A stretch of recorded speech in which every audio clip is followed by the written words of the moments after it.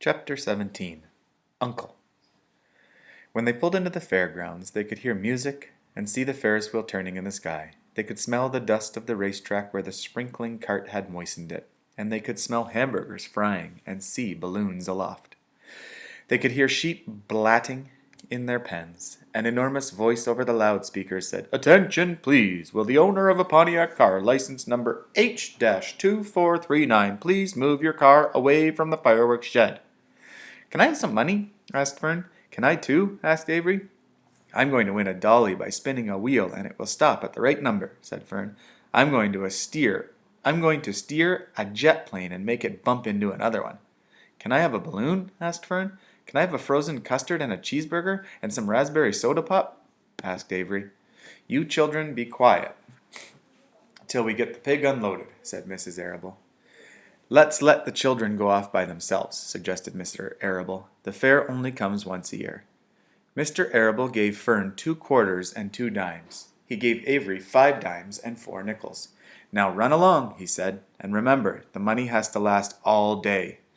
Don't spend it all in the first few minutes, and be back here at the truck at noontime so we can have our lunch together. And don't eat a lot of stuff that's going to make you sick to your stomachs." "And if you go in those swings," said Mrs. Arable, "you hang on tight. You hang on very tight. Hear me?" "And don't get lost," said Mrs. Zuckerman. "And don't get dirty." "Don't get overheated," said their mother. "Watch out for pickpockets," cautioned their father.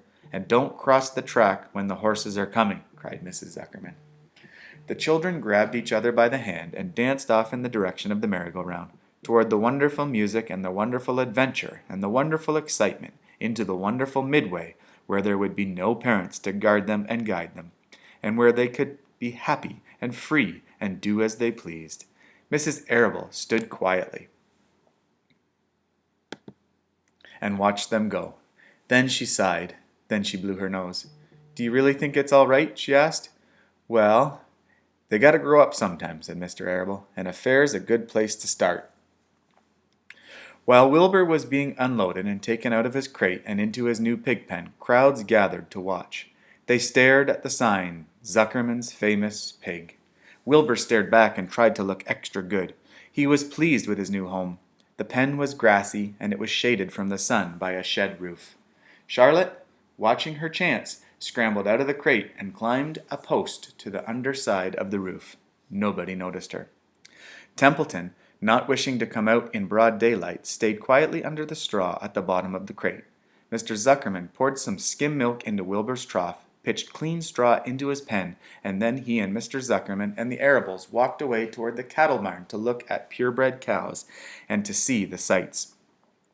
Mr. Zuckerman particularly wanted to look at tractors. Mrs. Zuckerman wanted to see a deep freeze.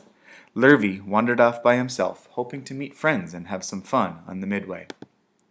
As soon as the people were gone, Charlotte spoke to Wilbur. "It's a good thing you can't see what I see," she said. "What do you see?" asked Wilbur. "There's a pig in the next pen, and he's enormous. I'm afraid he's much bigger than you are." "Maybe he's older than I am, and has had more time to grow," suggested Wilbur. Tears began to come to his eyes. "I'll drop down to have a closer look," Charlotte said. Then she crawled along a beam till she was directly over the next pen. She let herself down on a drag line until she hung in the air just in front of the big pig's snout. "May I have your name?" she asked politely. The pig stared at her. "No name," he said in a big, hearty voice. "Just call me Uncle." "Very well, Uncle," replied Charlotte. "What is the date of your birth? Are you a spring pig?" "Sure, I'm a spring pig," replied Uncle. "What did you think I was, a spring chicken? Ha ha ha, that's a good one, eh, sister?" "Mildly funny," said Charlotte. "I've heard funnier ones, though. Glad to have met you, and now I must be going." She ascended slowly and returned to Wilbur's pen. "He claims he's a spring pig," reported Charlotte. "And perhaps he is. One thing is certain, he has a most unattractive personality. He's too familiar, too noisy, and he cracks weak jokes, although he's not anywhere near as clean as you are, nor as pleasant. I took quite a dislike to him in our brief interview. He's going to be a hard pig to beat, though, Wilbur, on account of his size and weight. But with me helping you, it can be done." "When are you going to spin a web?" asked Wilbur. "This afternoon, late, if I'm not too tired," said Charlotte.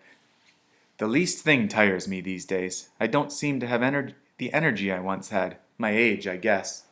Wilbur looked at his friend. She looked rather swollen and seemed listless. "I'm awfully sorry to hear that you're feeling poorly, Charlotte," he said. "Perhaps if you spin a web and catch a couple flies, you'll feel better." "Perhaps," she said wearily, "but I feel like the end of a long day." Clinging upside down to the ceiling, she settled down for a nap, leaving Wilbur very much worried. All morning people wandered past Wilbur's pen.